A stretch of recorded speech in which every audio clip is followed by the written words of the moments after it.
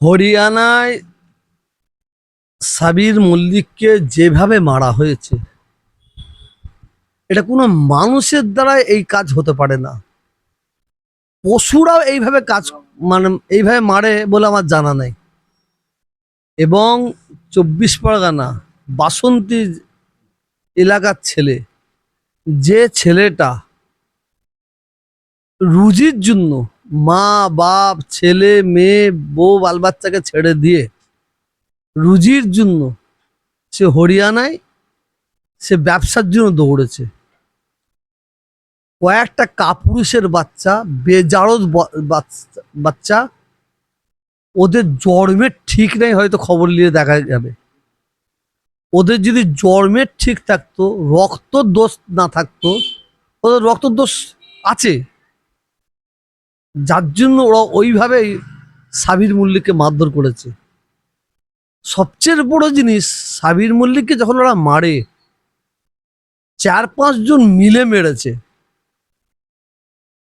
কত মায়ের দুধ খেয়েছিল, সাবির মল্লিককে একজন মিলে মারতে পারত তো। একটা দ্বিতীয় হচ্ছে, বন দেশে শিয়াল রাজা। আজকে হরিয়ানার কোনো ছেলে যদি এখানে আসে,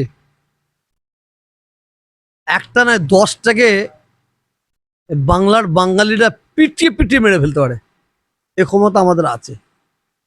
কুত্তা মারা করতে পারে, এ ক্ষমতা আমাদের আছে। সাবির মল্লিককে তো মানে মারার পরে তাকে পাওয়া গেছে, তার বডিটা তার বাড়ি মানে ফিরে পেয়েছে, আত্মীয় স্বজনরা পরিবারে ফিরে পেয়েছে।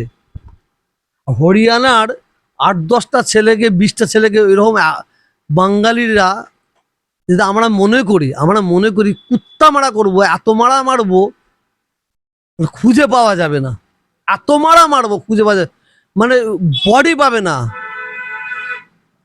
কুত্তা দিয়ে খাওয়ানো হবে না মাছে খাওয়ানো হবে, এই ধরনের আমরা মারতে পারি।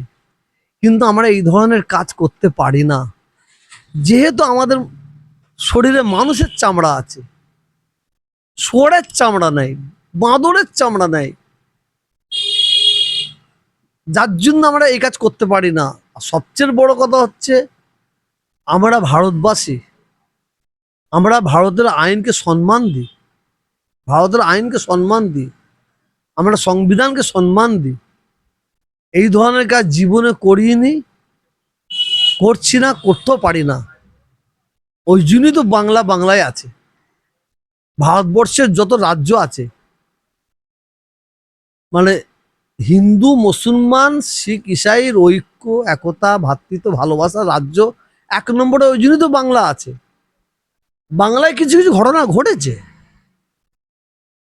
কিন্তু এই ধরনের ঘটনা নেই। গোরক্ষাকে নাম করে লরি থেকে নামিয়ে পিটিয়ে মারা, আর তারপরে গরুগুলোকে নিয়ে বিক্রি করে, ওরা তো ডাকাত। 1 মিনিট, ওরা তো ডাকাত, ওরা তো গোরক্ষার নাম করে ওরা ছিনতাইবাজ, গরুগুলোকে বিক্রি করে অর্থ উপার্জন করছে। কত বুঝতেছেন না, ওরা অর্থ উপার্জন করছে।